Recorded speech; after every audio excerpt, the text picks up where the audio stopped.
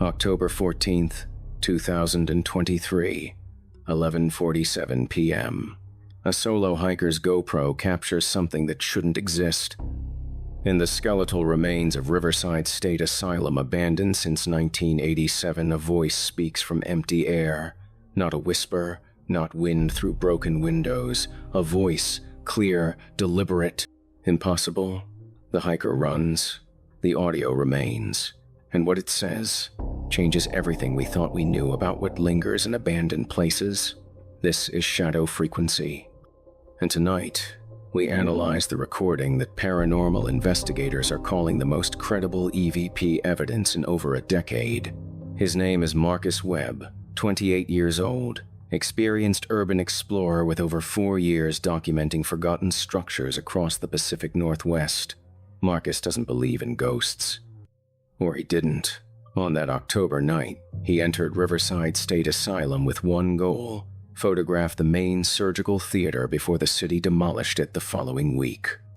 The asylum's history is exactly what you'd expect. Built in 1924, housed over 1,200 patients at its peak, experimental treatments, electroshock therapy without anesthesia, hydrotherapy that drowned more than it cured. By the 1970s, scandals forced investigations, patient deaths ruled suspicious, staff members disappeared from record. The facility closed in 1987 under a cloud of legal settlements and sealed documents. For 36 years, Riverside has sat empty. Locals won't go near it after dark. Marcus entered through a collapsed section of the east wing at 11:34 p.m. His GoPro recorded everything, time-stamped, geotagged, unedited. For the first 13 minutes, nothing unusual. Graffiti-covered walls, rusted bed frames, the slow drip of water through collapsed ceilings. Then, at 11:47 p.m., Marcus entered Corridor 7B, the hallway that once led to the isolation wing, where the most violent patients were kept, where the experimental treatments were conducted, where, according to leaked staff logs from 1,983, 14 patients died in a single year. Marcus raised his camera to photograph the corridor, and that's when it happened. Why are you here? Who said that? You shouldn't have come back.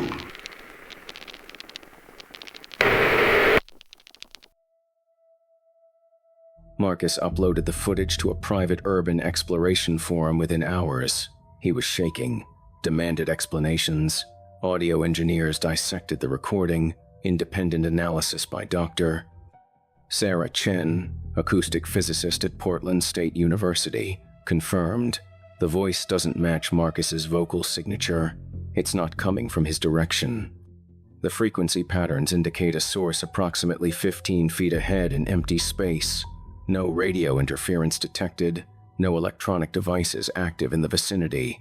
Dr. Chen's report, dated October 19th, states, the vocal patterns are consistent with human speech. Male, estimated age 40 to 60, but the acoustic properties are anomalous. There's a resonance that shouldn't exist in that environment, but here's where it gets darker. That phrase, "you shouldn't have come back." Marcus had never been to Riverside before. This was his first visit. So why would something say he came back? We started digging, cross-referencing missing persons reports, asylum records, anything connected to Riverside, and we found him. Patient file R1847. Name David Kellerman. Admitted 1979. Diagnosis acute paranoid schizophrenia. Treatment log shows repeated isolation in Corridor 7B. November 12th, 1983. David escaped during a nighttime fire drill. He was missing for 4 days. When orderlies found him, he was standing in Corridor 7B, unresponsive, staring at the wall. His final words before he collapsed, "Why are you here? You shouldn't have come back." David Kellerman died in that corridor 3 hours later. Cause of death, cardiac arrest. He was 42 years old. The voice on Marcus's recording. Audio comparison analysis shows an 87% vocal pattern match to David's voice, extracted from a 1,981 therapy session recording we obtained through a Freedom of Information request. Marcus never uploaded the rest of his footage publicly, but he shared it with us under condition of anonymity. What happens in the next 40 seconds will challenge everything you believe about consciousness after death. I'm leaving right now. The others are still here, in the walls, in the water. Can you hear them? Watching you wicked nightmares. No. The others are still here, in the walls, in the water. We needed to understand what that meant. Asylum blueprints revealed something the public demolition notice didn't mention. Riverside's hydrotherapy wing was built directly over a natural underground spring.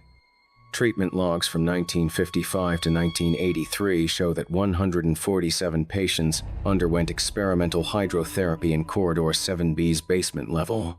The treatments were conducted in complete darkness. Patients were submerged in ice-cold spring water for up to 40 minutes. 63 of those patients died during or immediately after treatment. Their bodies were never claimed. No burial records. No death certificates filed with the county. They simply vanished from documentation.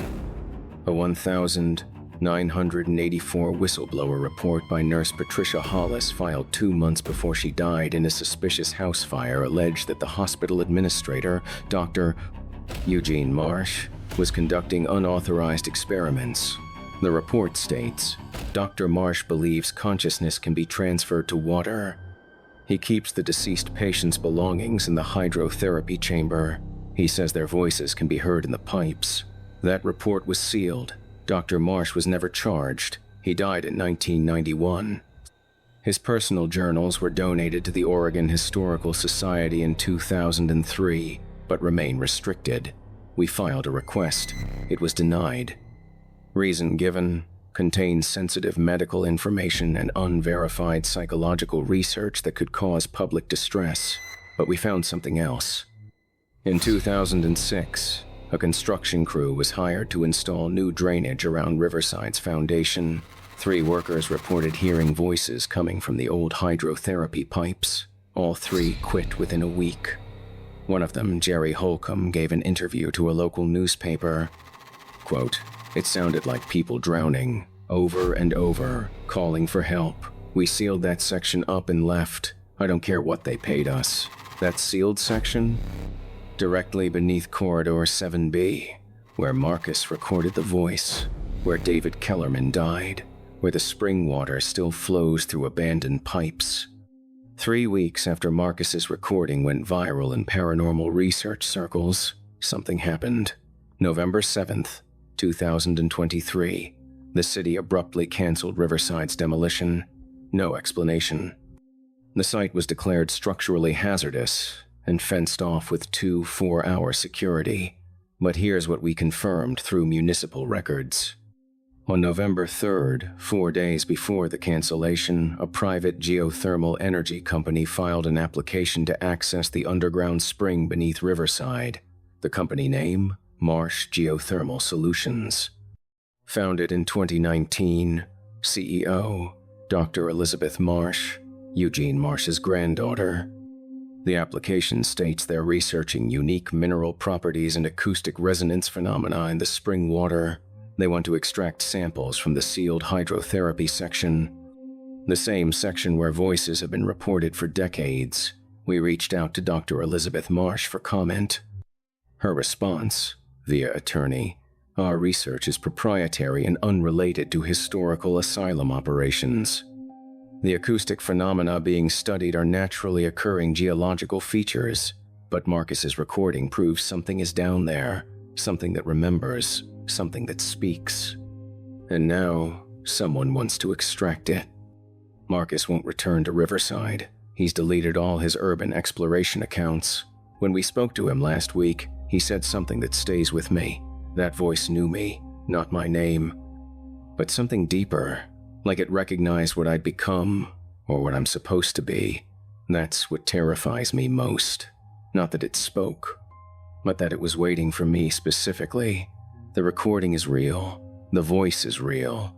What it means, that's what we're still trying to understand. Riverside State Asylum sits in darkness tonight, guarded, sealed. But if you listen carefully to Marcus's full recording, the version we've analyzed frame by frame, you can hear something else.